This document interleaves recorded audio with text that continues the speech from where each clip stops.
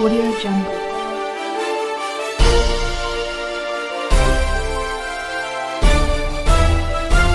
Audio Jungle.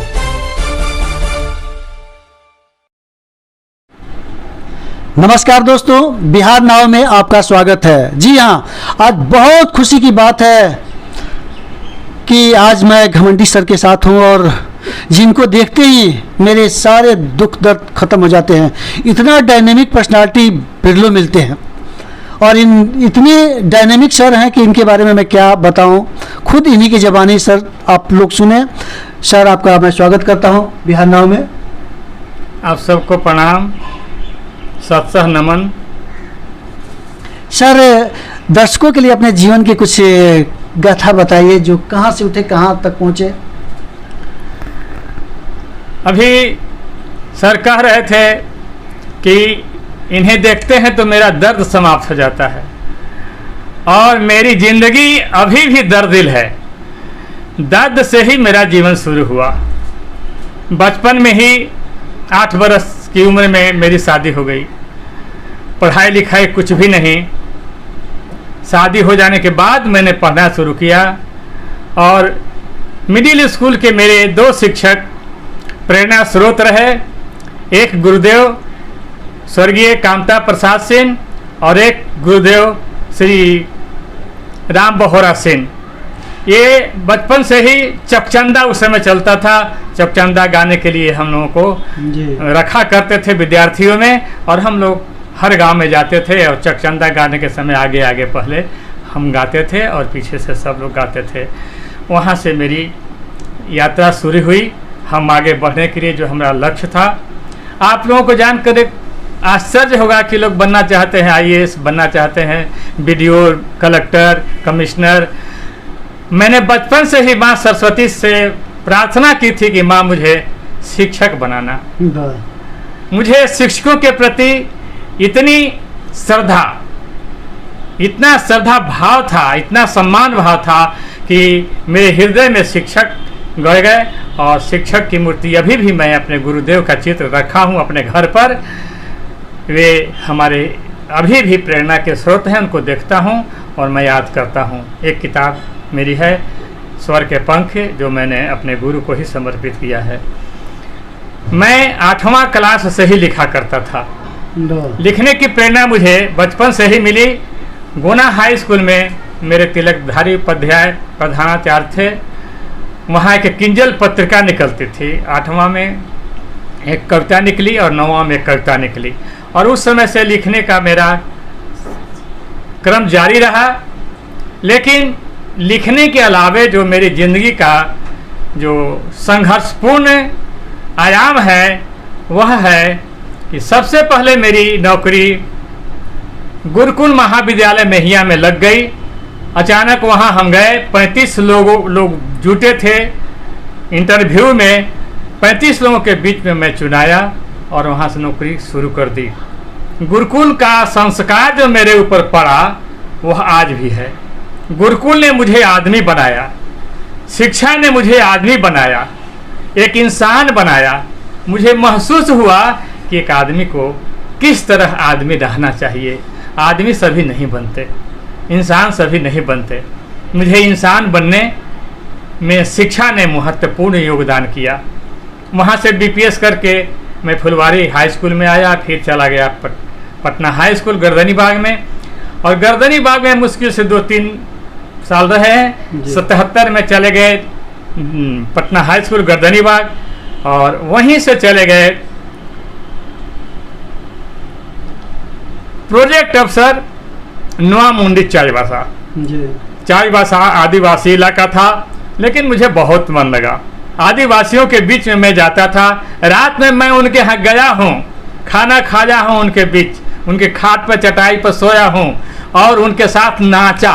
वहीं मैंने वो आदिवासी नृत्य सीखा। अभी भी मैं डांस कर लेता हूँ। वहाँ बहुत मुझे मन लगा आदिवासियों के बीच में। उनका जीवन बहुत ही सरल लगा मुझे। लोग डरते हैं वहाँ, दिक्कू कहकर मारते हैं, लेकिन मेरे साथ ऐसा उन लोगों ने नहीं किया। हम उनके साथ इतने घुल मिल गए थे कि मेरा जीवन बहुत ही उच्च विचार से लदबद हो गया। उसी तरह वहीं से तुरंत हम चले गए सहार। सहार नक्सलाइट एरिया है, लेकिन मैं कहूँगा कि नक्सलवादी इलाका में रहने के बावजूद 8 साल वहाँ रहे। उजली जीप थी, उजली जीप से रात में मैं अपने सेंटर को देखने के लिए घुमा करता था। वहाँ के दरोगा थे पांडे बाबा, मुझसे पूछा करते थे, दादी तुमको डर नहीं लगता है? मैंने कहा कि बाबा आप दुर्गा के पुजारी हैं, मैं सरस्वती की पुजारी हूँ, मुझे डर नहीं लगता। और वास्तव में 8 साल में रहा, कहीं कोई दाग नहीं रहा। और सहार के चप्पे चप्पे में मेरा जो कार्यक्रम था, साक्षात्कार कार्यक्रम, वह समा गया चप्पे चप्पे में, कण कण में। और इसी बीच यूडी चौबे मेरे डायरेक्टर थे, बहुत अच्छे डायरेक्टर थे। उन्होंने कहा कि बड़ी नाम सुना है घमंडी राम का कि नक्सलाइट एरिया में बहुत अच्छा काम किया है। वो मेरा कार्यक्रम देखने के लिए आए और मैंने इतना बड़ा जुलूस निकलवा दिया। तीन सामियाना में मैंने प्रदर्शनी लगाई थी। और वो वहाँ के महतो जी थे जो मारे गए थे नक्सलाइट, उनकी पत्नी को मैंने सुपरवाइजर में बहाल कर लिया था। इसलिए मुझे बहुत बदनामी हुई, लोगों ने बदनाम किया कि नक्सलाइट हैं।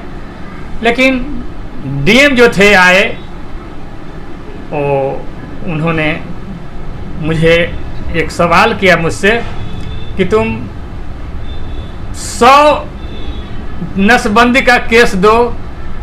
तो मैंने कहा कि 50 सर दे देंगे 50 सर दे देंगे। इसी पर बहुत खुश हुए और उन्होंने कहा कि नहीं नहीं, ये लड़का नक्सलाइट नहीं है, काम करने वाला लड़का है, सबके बीच में जाता है। हमके सर पूरे हर एक गांव से एक नसबंदी आ जाएगी, हमारा 50 पूरा हो जाएगा। इस तरह से वहाँ काम करने के बाद संदेश में आया। संदेश के बाद फिर हम गए देवघर में। यूडी चौबे ने जब मेरा जुलूस देखा तो इतने खुश हुए मेरे कार्यक्रम को देखकर कि उन्होंने कहा कि तुम ब्लॉक में रहने के लायक नहीं हो, चलो तुम जिला में। कहाँ जाओगे? मैंने कहा कि जहाँ आपकी इच्छा हो। बड़ी खुश हुए कि लोग होम सिकनेस से ग्रसित होते हैं। यह लड़का कहता है जहाँ चाहिए वहाँ भेज दीजिए। देवघर में भी ले गए मुझे, 8 साल वहाँ भी रहे। बाबा देवघर की नगरी में 8 साल रहे। वे जिंदा थे, वे पहुँचा करते थे, हम उनकी सेवा करते थे। उसके बाद मेरा ट्रांसफ़र हो गया सहार में, सासाराम में। सासाराम में भी बहुत मन लगा। सासाराम में मेरा जीवन बहुत संघर्षमय रहा। वहाँ कवियों से और साहित्यकारों से बहुत हेलमेल हुआ। मैं नाम लेना चाहूँगा अभय, प्रोफेसर अभय और डॉक्टर नंद किशोर तिवारी। कश्यप भी वही थे। हाँ, रामेश्वर सिंह कश्यप, लोहा सिंह, दो बार मेरे जिंदा रहते हुए उनके वो 2 बार मेरे मंच पर आए, उन्होंने कविता सुनाई। और देवघर में भी था तो वे गए थे रामेश्वर सिंह कश्यप। तो मुझे बहुत अच्छा लगा सासाराम कि ऐसे विद्वानों के बीच में मैं हूँ। उनके मर जाने के बाद खासा सुना लगता था, लेकिन हम और नंद किशोर तिवारी और मेरा वहाँ डीओ के रूप में पहचान नहीं थी, मेरा एक साहित्यकार के रूप में पहचान थी। और सब लोग कहते थे कि हम लोग आपको डीओ नहीं जानते, हम लोग जानते हैं साहित्यकार, हम लोग तो जानते ही नहीं कि आप कहाँ पद स्थापित है। इस तरह से मेरी जिंदगी वहाँ कटती गई, लेखन के बीच में और नौकरी, दोनों साथ साथ चलते गया। हम बहुत ही गरीब परिवार से आए हैं। वह संघर्ष, वह कष्ट, वह दर्द, वह जो पीड़ा मेरे जीवन में आई थी वो सब समाप्त हो गई। और अभी मेरे आंगन में बैठे हुए हैं सर। ये मेरा अपना घर है, बलम्मी चक मेरा निवास है। बलम्मी चक पटना का पश्चिमी इलाका पड़ता है, फुलवारी शरीफ के बगल में। यहाँ पर सर बैठे हुए हैं। इस आंगन में मेरी 5 संतानें हैं, जिसमें 3 बच्चियां हैं, तीनों AA नौकरी में, और तीनों दामाद MA नौकरी में, और 2 बेटे हैं, जिसमें एक बेटा AA में और एक बेटा BA है, नौकरी में है। सब बहुत सुखी जीवन है। और मेरे लेखन कार्य में मेरा पूरा परिवार सहयोग करता है। कहा गया है कि कोई भी कवि, कोई भी साहित्यकार सफल नहीं होगा जब तक उसका परिवार साथ नहीं दे। मेरा परिवार बहुत साथ देता रहा है, खासकर मेरी पत्नी। मेरी पत्नी सारा इंतजाम करती है। मैं कहने में बल्कि शर्मिंदा होता हूँ कि मैं अपना कपड़ा रुमाल तक मुझे खींचने नहीं आता है। एक मेरी लाचारी है, क्षमा करेंगे, कि मेरा पूरा कपड़ा आयरन कर देना, कपड़ा जूता सब कुछ, वो देखना नहीं चाहती है कि मेरे पति देव देखने में खराब लगते हैं। मैंने कपड़ा साफ सुथरा जो भी पहने हुए हैं ये सब मेरी पत्नी का साफ किया हुआ कपड़ा है। धोबी के यहाँ मेरे कपड़ा हम लोगों के नहीं जाते हैं। अब इसके बाद में हमारा जीवन आता है गारहस्थ जीवन का। तो गारहस्थ जीवन में हम बहुत ही बचपन में ही, मेरे भाई थोड़ा दूसरे विचार के थे, अलग कर दिया। मेरे माता पिता, मेरे पिताजी स्कूल में थे और माँ निरक्षर थी, लेकिन निरक्षर होने के बावजूद उसको इतना ज्ञान था कि पिताजी उसके आगे, उसके व्यवहारिक ज्ञान के आगे वो फेल हो जाते थे। और माँ ने मुझे पढ़ने का जो साहस कहिए, हम यह कहते हैं कि मेरी माँ शेरनी थी। मेरी माँ एक बहुत बड़ी साहसी महिला थी, जिसे हम कह सकते हैं कि आज भी अपने घर में 2 फोटो हम टांगे हुए हैं। एक माँ का फोटो है और एक पिताजी का फोटो है। और मैं सुबह शाम माँ को आरती लगाता हूँ, पिताजी को आरती लगाता हूँ। उनकी प्रेरणा से ही मैं यहाँ तक पहुँचा हूँ। और अब तो मेरा जीवन जो है रिटायरमेंट के बाद डीओ, और डीओ से फिर हम चले आए अपने लीन पर थे डीओ में, और अपने स्कूल में चले आए। वहाँ से रिटायर करने के बाद आपको आश्चर्य होगा कि 2004 में रिटायर किए। उसके बाद 20 साल और नौकरी किए। उस स्कूल का नाम है केपीएस हाई स्कूल गर्दनीबाग, वहाँ 20 साल। और मुझे आनंद आता है बच्चों के बीच में रहने से। जी जी। कहा जाता है कि जब शाहजहां को दे दिया जेल में जी, तो उसने कहा था कि मुझे कुछ 2-4 लड़के दे दो, मैं उन्हें पढ़ाऊंगा और आनंद मुझे प्राप्त होगा। वही आनंद मुझे प्राप्त होता है कि जब मैं बच्चों के बीच होता हूँ। और प्रकृति की कृपा से मुझे स्वर मिला है, कंठ मिला है। मैं रेडियो स्टेशन में, टीवी में गीत गाया करता हूँ, समय समय पर मेरा प्रोग्राम मिलता है। और ऐसे भी कि जहाँ कहीं भी कवि गोष्ठी में मैं जाता हूँ, लोग मुझे ससुर कहते हैं, सुर के साथ वाला ससुर। और जब भी कविता अतुकांत पढ़ने लगते हैं, समकालीन कविता, तो नहीं नहीं नहीं नहीं बंद कीजिए, बंद कीजिए, आप गे कविता सुनाइए, गा कर सुनाइए। तो मुझे गा कर सुनाने के लिए लोग मजबूर कर देते थे और मुझे बहुत आनंद आता था कवि गोष्ठी में, सभाओं में। और भाषण भी मैं बहुत तगड़े से देता हूँ। इसलिए ये कृपा है शिक्षा की कि मैं एमए हूँ, बीएड हूँ, Magadh university, Nalanda open university से एमए किया और पटना यूनिवर्सिटी से बीएड किया। और ये मेरी शैक्षणिक योग्यता है। और जितने भी मेरे आसपास के लोग आए, सभी लोग मुझसे प्रभावित हुए और लोगों ने मुझसे लिया। एक मुझे कचोट रह गई, हम चाहते थे कि मेरे पास जो कुछ है वो कोई ले ले जी। जो कुछ मेरे पास है मैं सब उसे दे दूं। एक ऐसा विद्यार्थी, एक ऐसा शिष्य, एक ऐसा छोटा सा बच्चा मैं चाह रहा था, नहीं मिला मुझे। एक छोटा सा मेरा पोता है, गोद में है, उसे ही खिलाता हूँ, पढ़ाता हूँ, तुतलाता है और मैं गीत सुनाता हूँ, कहानियाँ सुनाता हूँ। और न जाने कितनी कहानियाँ उसने मुझे सुना दी जी। ये मतलब छोटा सा बच्चा जो 4 साल का है, उसने भी मुझे कहानी सुना दी। तो लगता है कि वह मेरा पोता मेरा अनुसरण करेगा, मेरा उत्तराधिकार संभालेगा। मैंने अब तक 32 पुस्तकें लिख डाली हैं। मेरी किताब नालंदा ओपन जी 32 किताबें मेरी छप चुकी हैं। लिखी है 45 किताबें, लेकिन 32 किताबें छप चुकी हैं। 32 किताबों में मेरी किताब नालंदा ओपन यूनिवर्सिटी में जी, बहुत सारा किताब सर का है जो देख रहा हूँ, एक क्लब है जी, नालंदा ओपन यूनिवर्सिटी में चलता है। ये सर अहिल्या अहिल्या ये है मगध यूनिवर्सिटी में एमए में चलती है। खोइछा के चाउर सर। खोइछा के चाउर ये निबंध संग्रह है, ये मगध यूनिवर्सिटी में किताब चलती है। ये सुहाग वाला है सर। सुहाग के भी एकांकी है।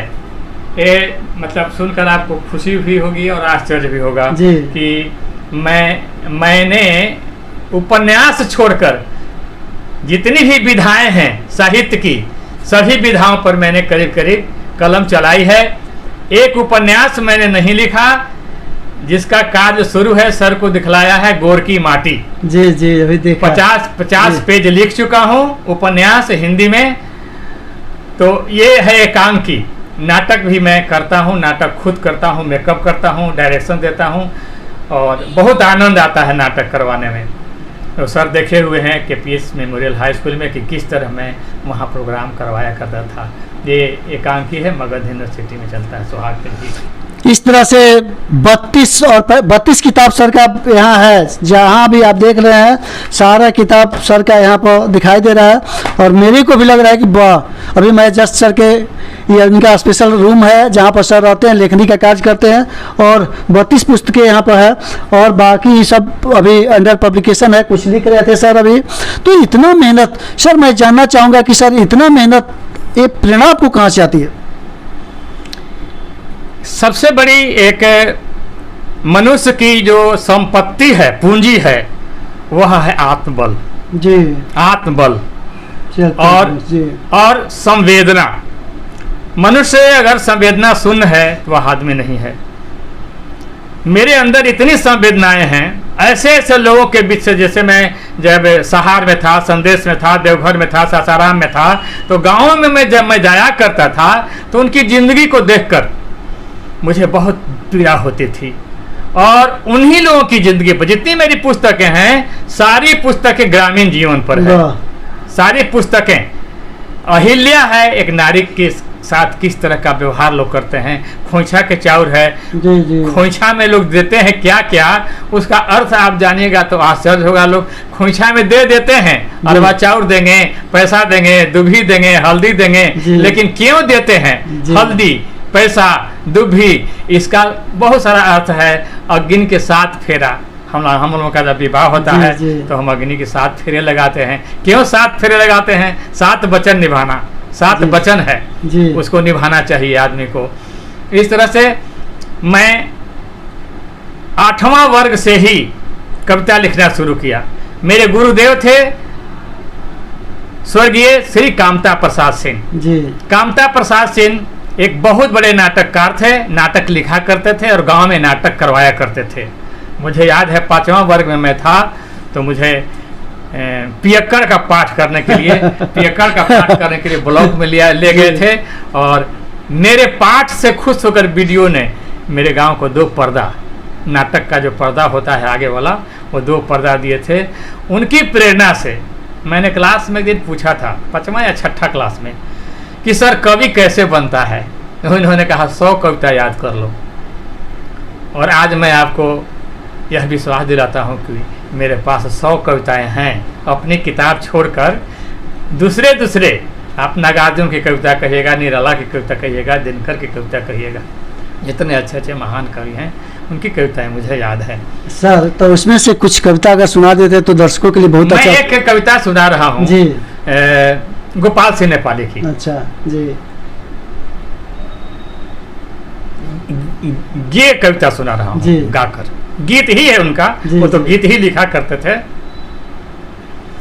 मौसम है रंग रेज गुलाबी, गाँव नगरिया रंग दे रे, 30 करोड़ बसे धरती को हर चुनरिया रंग दे रे। मौसम है रंग रेज गुलाबी, गाँव नगरिया रंग दे रे, 30 करोड़ बसे धरती की हर चुनरिया रंग दे रे। ताल तलैया पन घट छल के, यो गंगा जमुना तट छल के, प्यासा देख छलकने वाली, प्यासा देख छलकने वाली भरी गगरिया रंग दे रे, मौसम है रंग रेज गुलाबी गाँव नगरिया रंग दे रे, 30 करोड़ बसे धरती की हरी चुनरिया रंग दे रे। एक कड़ी और सुनाऊंगा, ज्यादा नहीं। जी जी।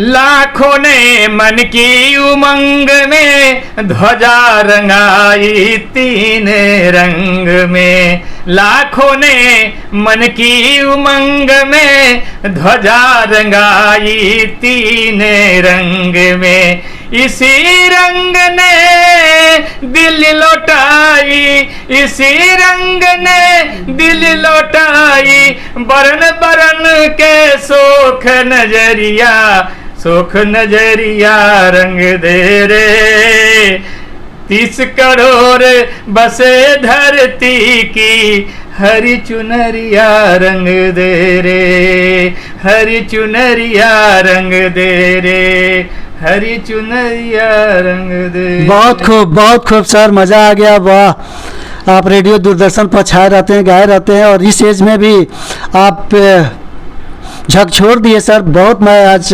चार्ज हो गया सर। आपकी पुस्तकें जो है नालंदा विश्वविद्यालय, मगध विश्वविद्यालय में पढ़ाई जाती है सर। आपके ऊपर शोध भी हुआ सर, कुछ बच्चे रिसर्च भी, उसके बारे में कुछ?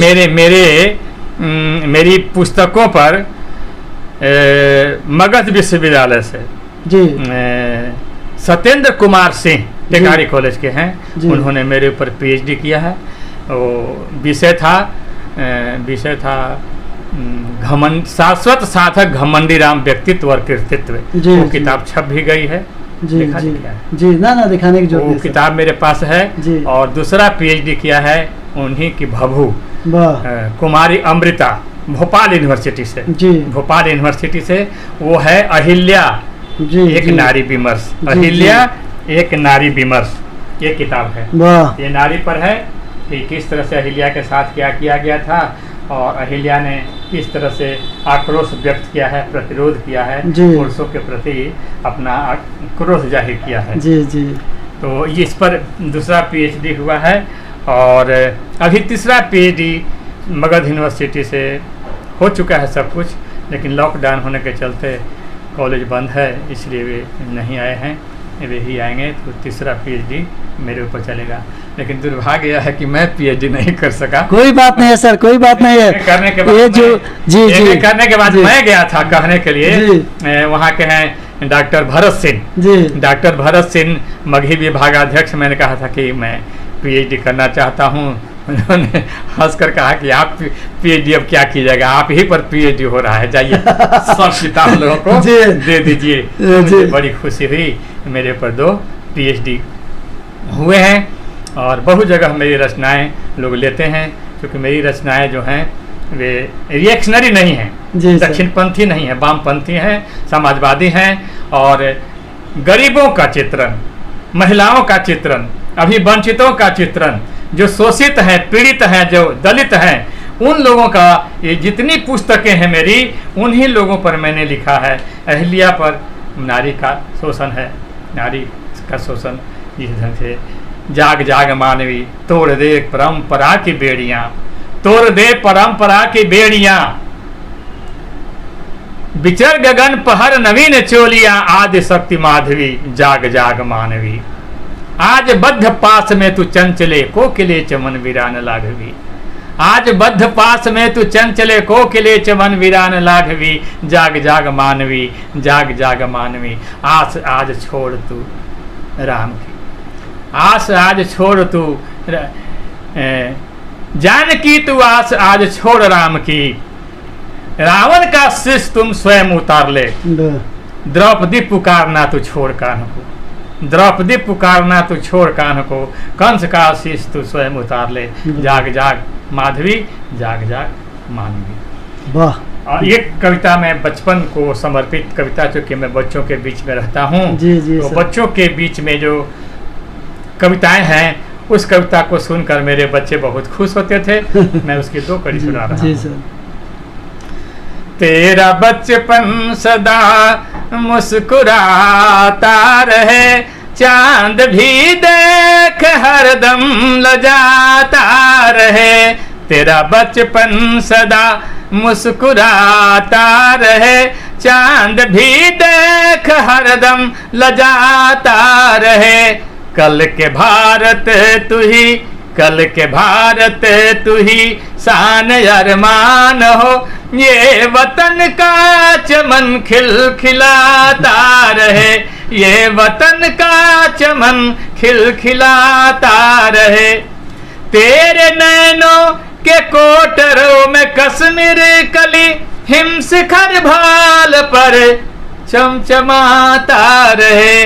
तेरे नैनों के कोटरों में कश्मीर कली हिम शिखर भाल पर चमचमाता रहे। तीन रंगों की आभा तिरंगा तुम्हीं, तीन रंगों की आभा तिरंगा तुम्हीं, आसमां छोर तक लहलहाता रहे। तेरा बचपन सदा, तेरा बचपन सदा मुस्कुराता रहे, चांद भी देख हरदम लजाता रहे।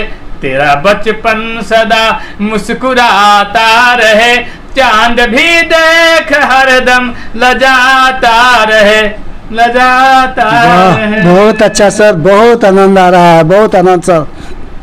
सर बिहार नाव के माध्यम से कुछ दर्शकों को संदेश दे दीजिए अपनी तरफ से आज के इस परिवेश में। दर्शक या श्रोता या आम आदमी हमारे प्रेरणा स्रोत रहे हैं, लेकिन हमसे भी उनको कुछ आशा बनती है जी। मैं कहूँगा कि आप जहाँ कहीं भी रहें खुशहाल रहें, मस्त रहें। मैं जिंदगी की पीड़ा और वेदना से उठकर यहाँ तक पहुँचा हूँ। आप वेदना में रहें, पीड़ा में रहें, दुख में रहें, कष्ट में रहें, किसी भी परिस्थिति में रहें, आप मुस्कुराते रहें, मुस्कुराते रहें। जब भी जिससे कहा तेरा बचपन सदा मुस्कुराता रहे, आप मुस्कुराते रहें, कहीं भी रहें। हमारे किसान भाई खेत जब लहलहाता है तब उन्हें हृदय में एक ऐसा झकोरा आता है हरियाली को देखकर। अभी किसान धन रोपनी कर रहे हैं, जब पौधे हरे भरे हो जाएंगे तो उनका जीवन हरा भरा हो जाता है। झोपड़ी में रहकर वे जितने आंसू बहाते हैं, उनकी आंखों के आंसू में कान्हा की बंसी बजती है। वाह वाह। उनकी आंखों में हमें झांकना चाहिए। हमारा देश किसानों का देश है, गाँव का देश है। किसान के प्रति हमारी वेदना, संवेदना, हमदर्दी। आप किसान भाई को मैं सत्ता नमन करता हूँ। और जो भी विद्यार्थी हैं, नौजवान हैं, वे लोग अपने को कभी भी यह नहीं समझें कि हम पिछड़े हैं, हम आगे नहीं बढ़े। आगे बढ़ने की प्रेरणा स्वयं भगवान ने, प्रकृति ने हमें हृदय में दी है। आत्मा परमात्मा ये दोनों तड़पते रहते हैं एक दूसरे मिलने के लिए। आत्मा से मिलना ही आपकी प्रगति है। आप मिलें लोगों से मिलना ही परमात्मा से मिलना है। हर किसान, हर आदमी, हर इंसान का चेहरा भगवान कृष्ण का चेहरा है, भगवान राम का चेहरा है। आप उन्हें नमन करते रहिए, आप गुनगुनाते रहिए, गाते रहिए और संघर्षों से लड़ने की क्षमता अपने आप में लाइए। कभी भी निराश मत होइए, लड़ते जाइए, लड़ते जाइए, लड़ते जाइए और एक दिन जरूर आपको शक्ति मिलेगी। कभी भी आप अन्यायी मत बने, किसी के प्रति आप ईर्ष्या, द्वेष, कलह न रखें। एक लाइन में सुना रहा हूँ, हिटलर बहुत बड़ा ताकतवर था, लेकिन उसकी मौत जो हुई थी, जो हिटलर की चाल चलेगा, जो हिटलर की चाल चलेगा, वो हिटलर की मौत मरेगा। जो हिटलर की चाल चलेगा, जो हिटलर की चाल चलेगा, चाहे सिकंदर चाहे मुसोलिनी, चाहे सिकंदर चाहे मुसोलिनी, सब एक ही साथ मरेगा, जो हिटलर की चाल चलेगा, वो हिटलर की मौत मरेगा, जो हिटलर की चाल चलेगा। आप हिटलर न बने, आप दयालु बने, एक सही माने में जो आदमी कहलाता है। जी जी। दो पैर मिल जाने से, दो आंख और हाथ ये मिल जाने से आदमी नहीं हो सकता। हम आदमी बने, आदमी लोग हमें समझें कि हम आदमी हैं। बस यही मेरी सलाह है, यही मेरी प्रेरणा है, यही मेरा संदेश है। जय हिंद। थैंक यू सर, दिल की गहराइयों से आपको प्रणाम करता हूँ सर। प्रणाम सर। बहुत अच्छा लगा, बहुत अच्छा लगा।